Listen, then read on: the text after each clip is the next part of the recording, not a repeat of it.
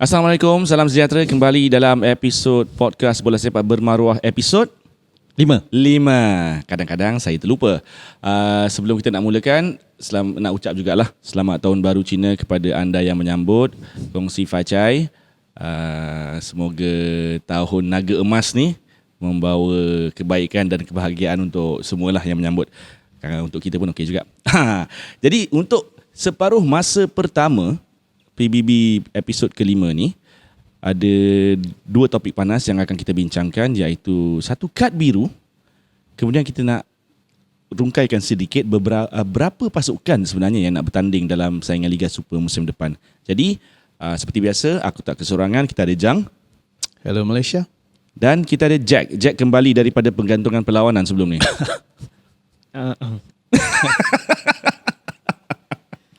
Okey, kita terus kita topik pertama kita lah. Jack, apa benda ni Jack yang FIFA nak kenalkan ni? Kad biru lah aku dengan sin bin lah, apa benda ni? Okay, on the first place, saya rasa berita ni mengejutkan ramai orang lah. Sebab kita rasanya daripada dulu lagi kita hanya ada dua kad sahaja, merah dan kuning. Mana-mana main datang biru ni pun kita tak tahu. Dan apa tujuannya, kita tak tahu. Adakah ini antara satu langkah idea daripada Arsene Wenger? Tak tahu. Sebab Arsene Wenger pun banyak provide dekat FIFA untuk banyak rules baru kan. Tapi kita tak tahulah. Arsene Wenger ni tak habis menyusahkan orang. Cumanya tujuan penggunaan kad biru tu, saya rasa masih lagi belum ada clearance daripada mana-mana pihak. Macam manakah penggunaan dia. And then kalau ada double kad biru akan jadi kad apa pula? Kad hijau ke, kad pink ke? Lepas tu jenis tackle apa yang melibatkan kad biru kan? Cumanya kita kena tengok dulu lah kot sesi unofficial match daripada FIFA. Tak tahu bila yang akan launch dalam masa terdekat lah. Cumanya kad biru ni bagi saya tak patut lah. Okey, Ijak, aku nak tanya sebelum kau nak matikan kau punya ayat kat situ. So bila kalau katalah aku pemain aku dilayangkan kad biru, apa hukuman dia kepada aku? Ada yang kata pergantungan selama 10 minit Dalam perlawanan tersebut. Okey, lepas tu masuk balik. Dia macam hoki kot. So kau okey ke ni Jang? Aku tengok benda tu sebenarnya aku tengok daripada sudut lain macam biasa. Acah. Memperkenalkan sesuatu law baru dalam bola sepak ni sentiasa ada sebenarnya. Okey. Dia macam dulu 1990 berpunca pada 1990. Tidak banyak gol dijaringkan dalam Piala Dunia Itali. 1992 dia perkenalkan law tak ada back pass. Ya. Yeah. Jadi bola tidak boleh lagi dipas kepada. Boleh dipas tapi keeper tak boleh tangkap. Keeper tak boleh tangkap. Okey. Jadi untuk jadi game jadi lebih interesting. Dan sekarang nak ada law baru, kad biru.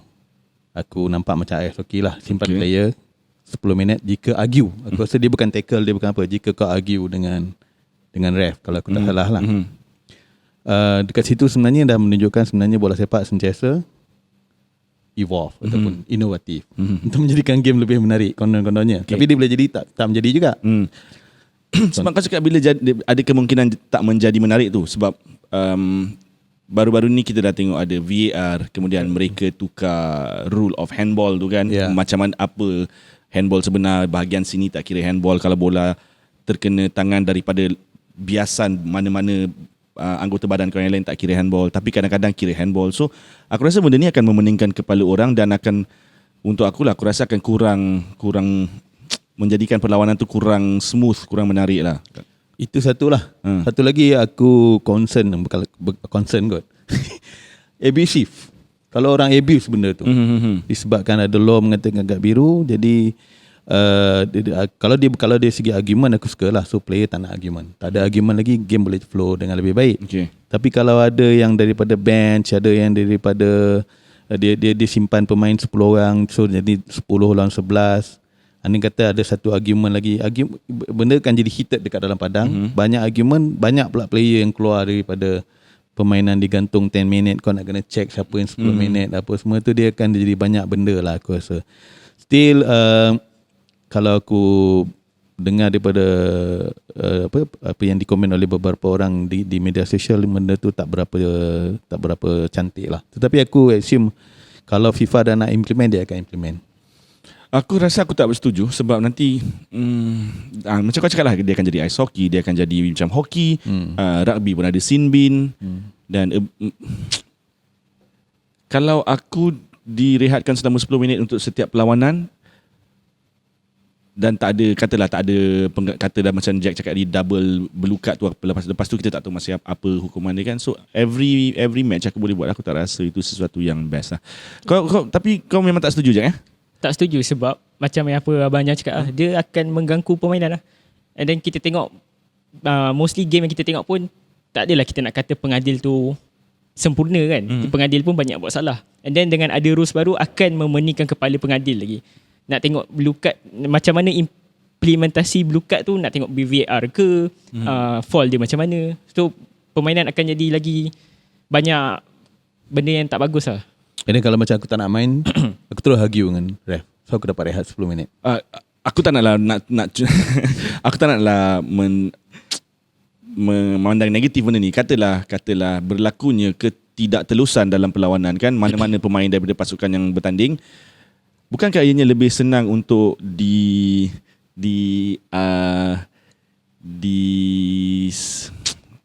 keputusan perlawanan tu lebih senang untuk kita tahu, untuk dimanipulasi. Tu ayat dia. Kau tak rasa macam tu ke? So macam okay, sekarang kedudukan kita leading 2-0. Apa kata tim aku lead, apa kata aku dapat kad biru lah supaya aku boleh keluar 10 minit, pihak lawan dapat kelebihan. Itulah dia. Itu yang aku rangkumkan dalam abusive tu tadi tu. Kalau di abuse oleh certain player ataupun management ataupun ref itu sendiri.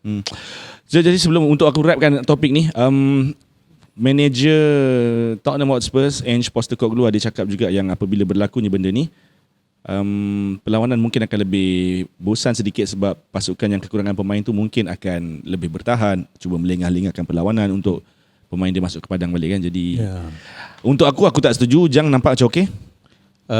Tidak setuju. Tidak setuju Jack? Tak setuju. Bangkang sekeras-kerasnya lah. Kita bangkang sekeras-kerasnya lah. Kita ke topik kedua. Ni topik yang lebih dekat dengan kita. Ada cakap-cakap mengatakan musim ini saingan Liga Super mungkin hanya akan ada 11 pasukan. Kita dah tahu Kelantan akan beraksi dalam M3. Hari itu Astro Arena ada melaporkan Kedah dan juga KL City antara dua pasukan yang betul-betul dalam keadaan yang sangat-sangat tenat dan mungkin akan diturunkan ke Liga M3 jugalah. Jadi Jang, adakah kau okey kalau Liga Super hanya ada 11 pasukan ataupun kau rasa patut ditambah pasukan M3, 3 pasukan M3 untuk naik ke Liga Super?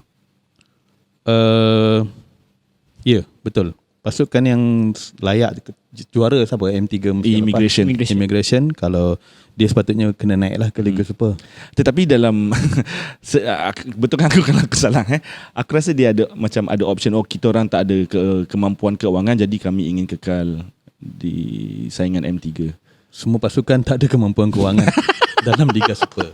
So Immigration tak boleh guna alasan tu. Immigration sebenarnya ada banyak kaedah untuk mendapatkan wang lah.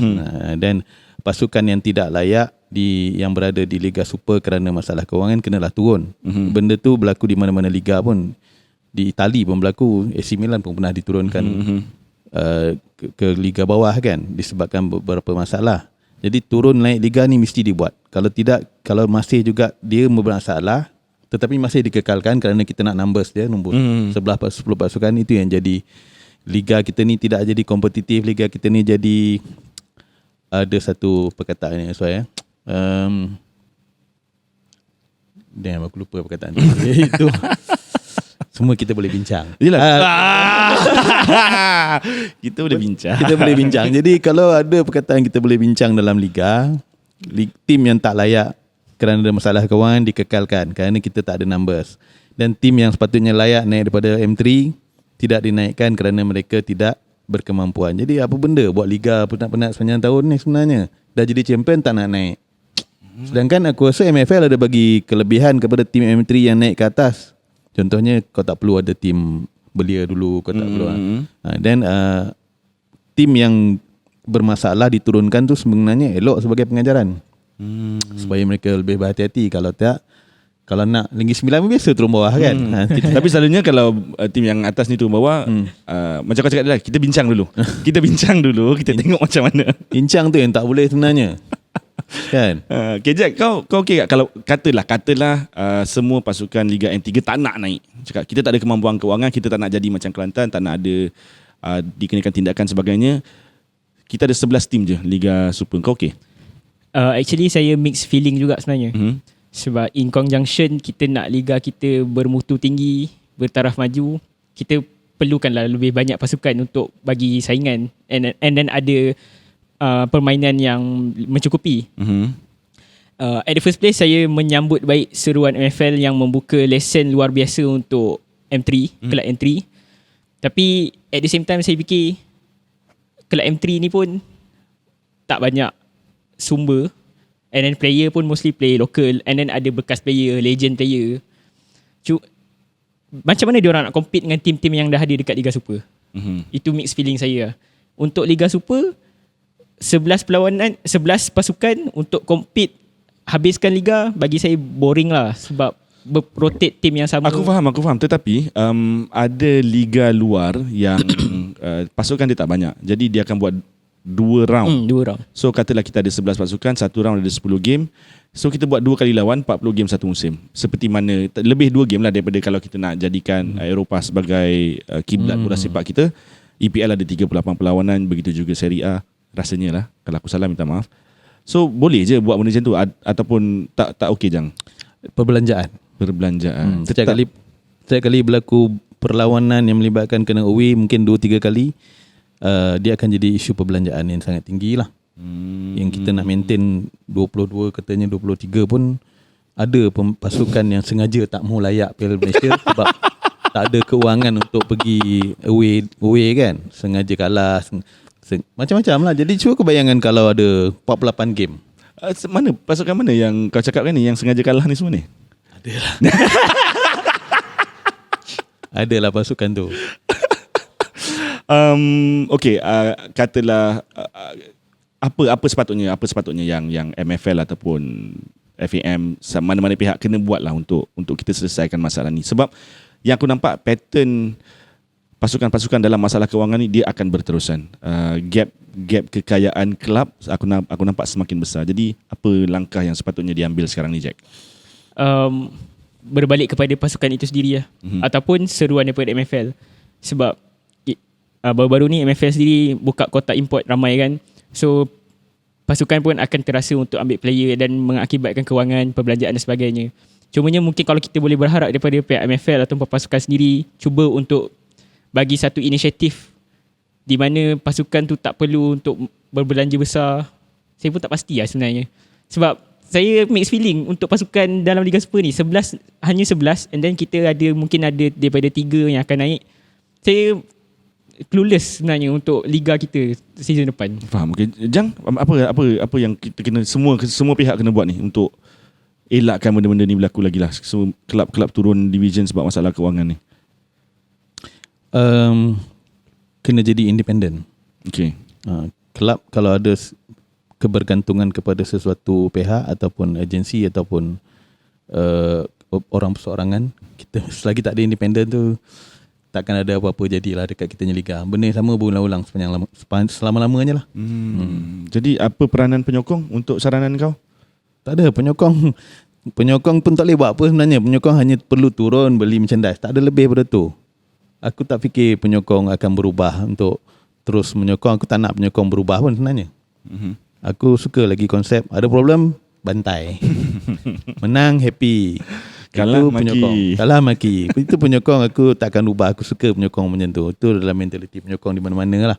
Penyokong tak boleh buat apa lah. Team management.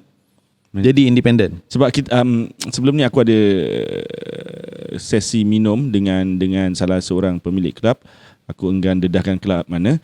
Dia cakap yang masalah utama kita ialah keuangan. Jadi macam mana kita nak penuhkan kantung keuangan tu? Jual kacang putih. Bukan. Tak itu gurau.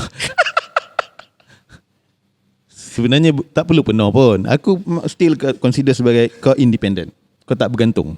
Kalau kau punya income, kalau kau bergantung kepada kerajaan ataupun bergantung kepada, kau kena bergantung pada sponsor lah. Aku sebenarnya bola sepak aku tak fikir kita kena ada idea baru ke apa-apa. Kita copy je apa yang berlaku dekat Eropah. Kita copy je apa yang dia orang berlaku. Kita tak perlu nak Sebab kata pepatah inventing the new wheels kan. Tak perlu pun. Reinventing. So tiru je lah apa yang dia orang ada. Okay. Senang. Template pun dah ada. Kalau Template kita dah ada. tengok betul-betul template dah ada, kita je yang tak execute. Jadi untuk separuh masa pertama ni pun referee dah nak tiup whistle, aku wrap up. Jadi kita tak setuju dengan kad biru tadi. Dan masalah keuangan dalam Liga Super ni mungkin akan berterus panjang. Kita tak dapat selesai kan. Kita tak dapat selesai. So kita berehat seketika. Bersambung babak kedua, ada berita yang tak best sikit. Jack telah dilayangkan kad biru. Dan disebabkan kami semua tak bersetuju dengan kad biru tadi, kami terus buat pertukaran pemain dan Isaac kini menyertai kami untuk babak kedua dengan harapan dia boleh menjaringkan gol. Selamat datang Isaac. Ya. Terima kasih kena jemput saya. Kena memasukkan saya sebagai pemain gantian. Dah lama duk sub. Rindu tengok kawan-kawan main bola. Saya tengok kawan-kawan main bola tadi kan. Memang saya nak masuk.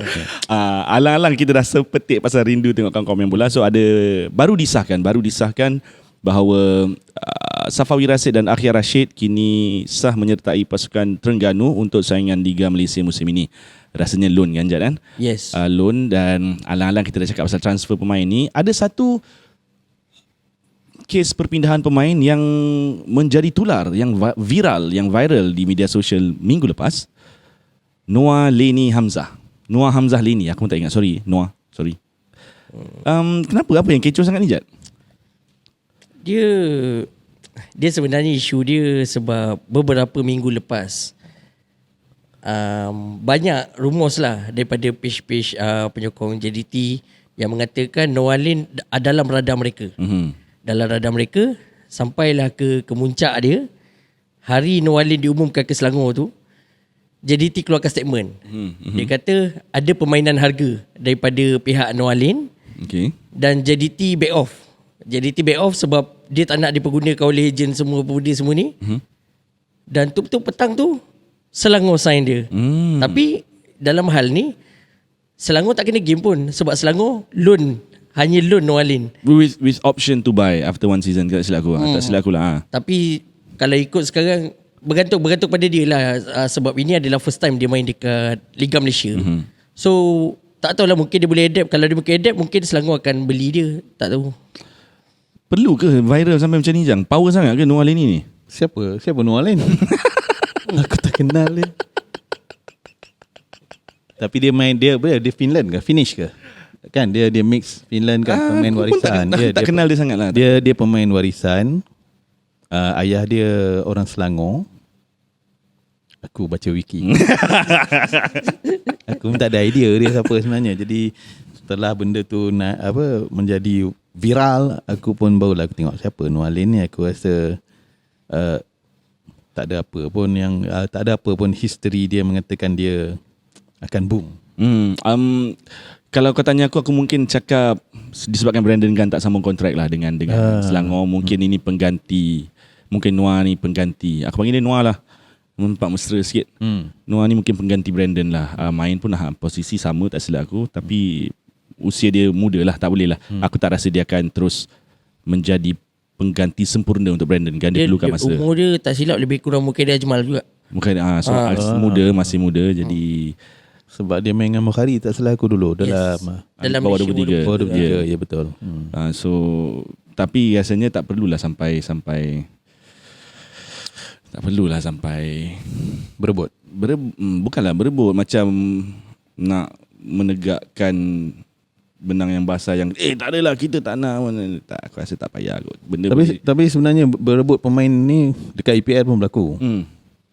Yang ni kata Liverpool kata pemain ni akan masuk dekat tim dia. Liverpool dengan Arsenal ni memang selalu susahkan orang. Arsenal pun kata dia akan masuk. And then sebenarnya pemain tu nak main dengan United. Padahal dia orang yang menyibuk kan. Kalau dia itulah contohnya memang sentiasa berlaku di mana-mana liga luar. Contoh dia tu paling terdekat season lepas. Negeri Sembilan dengan Kelantan berebut play import. Dan finally kita dapat play import tu. Dia sign 2 kontrak. Pemain kegemaran kau Jang. Usuk bom. Dia pergi ke Penang dulu. Dan Penang tak nak ambil dia. Dia pergi ke Kelantan dan dia sign di Kelantan. The next day dia sign dengan Negeri Sembilan. Hebat bukan? Kan? Jadi benda tu normal je sebenarnya. Sentiasa berlaku macam tu. Berebut. Okay, cukuplah Nualin ini aku. Sebab kita nak goreng banyak pun tak ada benda sangat nak digoreng. Cuma aku suka video pengenalan pemain dia. Sangat-sangat kreatif. Tahniah Selangor FC.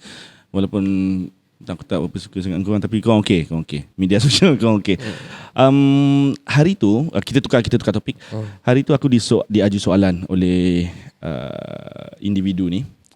Dia tanya apa cerita Negeri Sembilan, tak ada dengar pun siapa coach, siapa pemain. Lantas aku pun memberi balasan yang aku pun penyokong macam kau.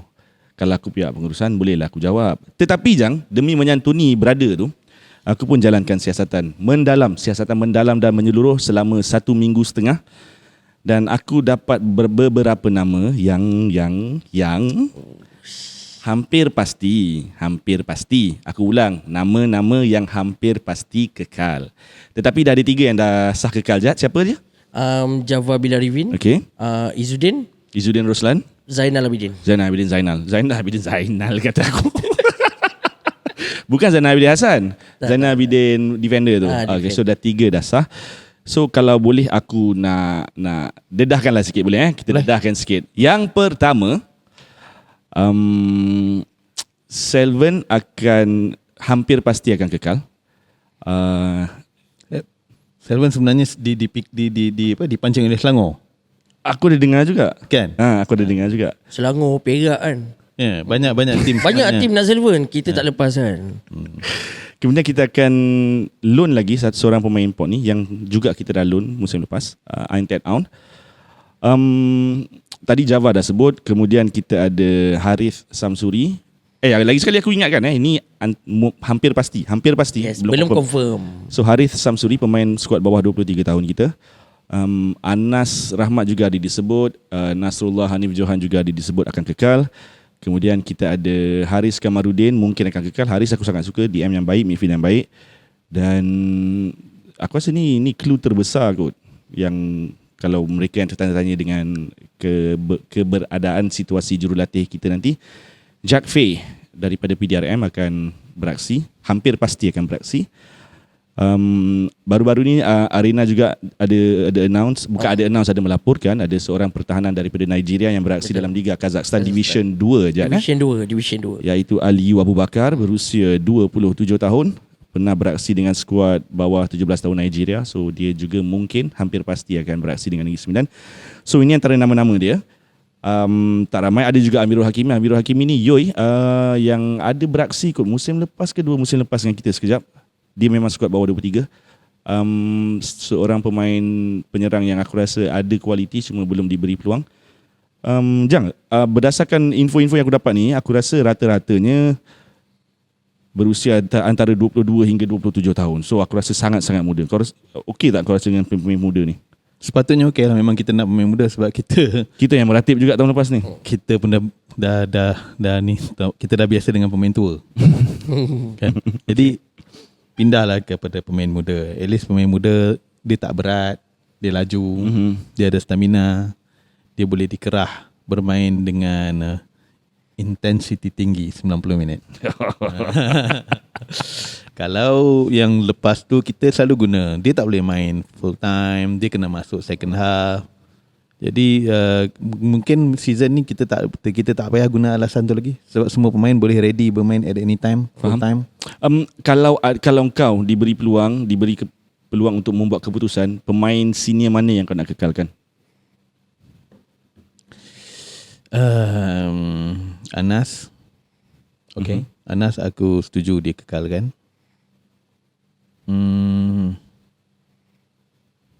Anas saja. Zamri Pin. Zamri. Saya suka Zamri. Zamri Pin tak okey. Kalau aku banyak nama aku nak kekalkan. Aku tak suka Zamri Pin. Dia suka waste bola waktu free kick, waktu corner, waktu cross. Tapi dia gol lawan JDT. Ya ke? Dekat SSI? Oh, yang tu aku tak pergi game tu. Okay. Dikatakan juga tadi aku dah sebut kan, Anas dengan Nasrullah mungkin akan kekal. Dikatakan juga Zakwan Adha juga akan dikekalkan semusim lagi, tetapi sama ada dia first 11 ataupun tidak, tu aku tak pasti. Kalau diberi pilihan, aku kalau boleh nak tengok Mahali kekal satu musim lagi. Tetapi wah, kawan tu semua nak marah-marah aku dah tu. Jangan relax, sabar dulu, aku nak cakap ni. Mahali dikekalkan, namun bukan beraksi pada posisi yang dia beraksi musim lepas. Dia tak ada news dia dikekalkan tak? Aku belum dengar lagi. Tapi kalau aku diberi peluang, aku nak Mahali kekal dan diletakkan di posisi mana di posisi yang sepatutnya dia boleh beraksi. Sebab aku still rasa dia boleh contribute. Seperti mana aku rasa Zakwan Adha boleh contribute, seperti mana Nasrullah Hanif Johan boleh contribute, aku rasa Mahali still boleh contribute, cuma bukan di bahagian tepi padang. Bukan di bahagian tepi padang. Tapi jadi cakap pasal Zamri Pin lah, aku rasa dia akan pergi di mana K-Devon pergi. Aku rasa dia punya record di mana ada K-Devon, di situ ada Zamri Pin. Betul. So mungkin lepas ni dia, kalau di mana K-Devon, dia akan pergi lah kot. Kalau Melaka, ke Melaka lah dia kot.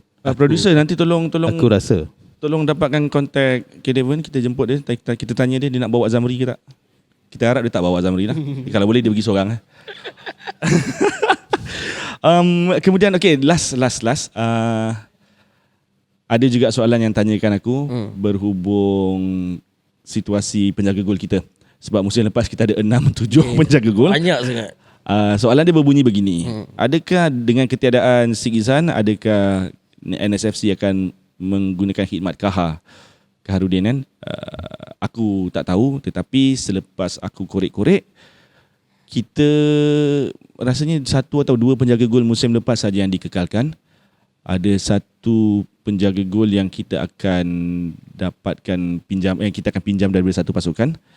Pernah beraksi dengan skuad kebangsaan juga aku tak pasti, dengan skuad bawah 23 tahun kebangsaan mungkin.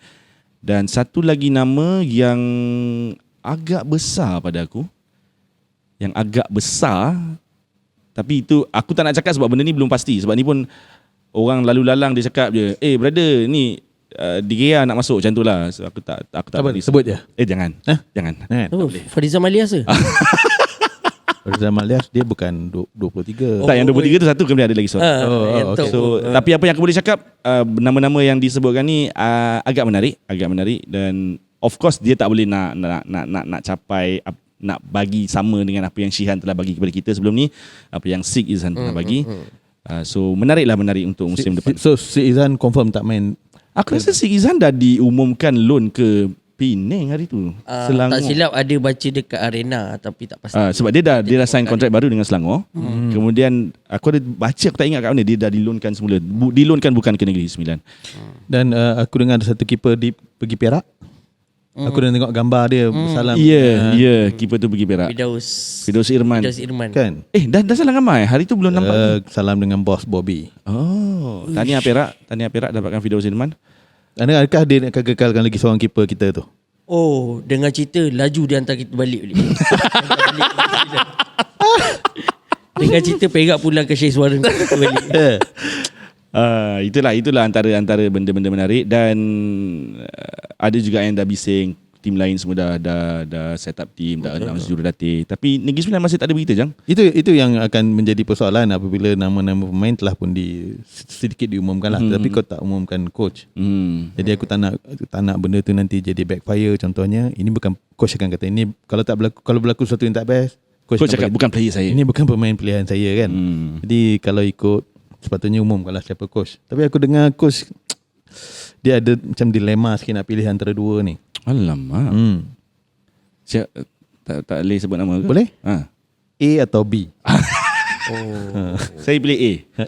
Ijat pilih siapa, Ijat? So kalau macam contoh NSFC ni tengah, kalau aku pilih di sini, apa kata di sana? Dia jaga dua hati akhirnya. Tak. Tak juga. Memilih coach ni satu benda yang sangat ni aku rasa lah. Sangat senang. Bukan senang, sangat sukar. Sebab ada banyak benda yang mungkin nak kena jaga orang tu, nak jaga orang ni ke. Aku rasa ada isu dekat situ. CEO jadi confused nak umumkan siapa. Faham. Salah pilih umum nanti dia akan backfire. Tapi aku dah dengar juga kita akan ada technical director baru. Ya, aku dengar juga. Memandangkan kau dah petik, ini tadi ada burung beritahu aku. Selain daripada burung tu yang beritahu aku, berdasarkan cuaca dan faktor angin di Negeri Sembilan kebelakangan ni, aku dapat rasakan pengumuman ketua jurulatih baru dan technical director baru ni akan dibuat tidak lama lagi lah. Berdasarkan nama-nama yang telah disebut, yang aku dengar-dengar aku kalau tak confirm aku tak nak cakap, menarik juga, aku rasa okey. Kita harapkan yang terbaik lah, dan yang based on apa yang kita dah ada sekarang ni, yang kita pun dah bercerita tadi, aku rasa musim ni akan lebih baik lah daripada musim lepas untuk skuad Negeri Sembilan. Cuma yang penting isu-isu berbangkit seperti tunggakan gaji, hal-hal luar padang, hal-hal pengurusan sebelum ni harap diselesaikan dengan cepat, sebab lagi lama benda ni tergantung, lagi penyokong akan bersoal. Dan kalau boleh, aku dah cakap benda ni banyak kali, pihak pengurusan kena telus padang latihan ada perancangan, semua dah ada perancangan. Tapi kalau kita nak tegur sikit manajemen baru, perancangan ni Ultrajang pun boleh buat. Betul. Execution tu yang penting. Itu yang kita nak tengok. Harap-harapnya semua perancangan ni berjalan lancar. Producer pun dah angkat tangan. Kita pun dah hampir habis waktu kecederaan kita. Jad, ada apa-apa nak tambah untuk NSFC ni? Tadi saya dah terbaca NSFC buat satu post. Share gambar player-player lama. Okay. Share gambar player-player lama.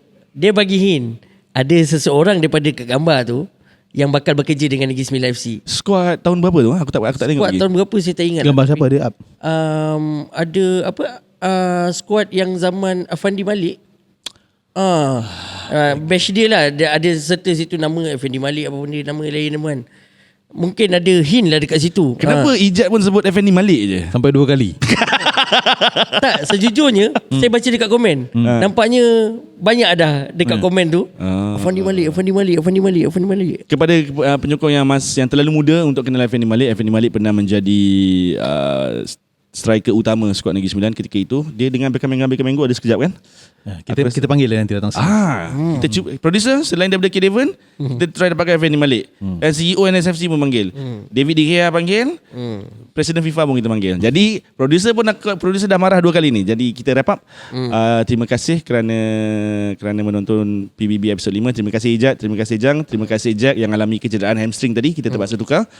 Jangan lupa subscribe channel Ultrajang TV di YouTube, like, comment, share, dan follow kami di semua platform media sosial. TikTok ada, Twitter, Instagram dan juga Facebook. So, jumpa lagi. Terima kasih. Assalamualaikum.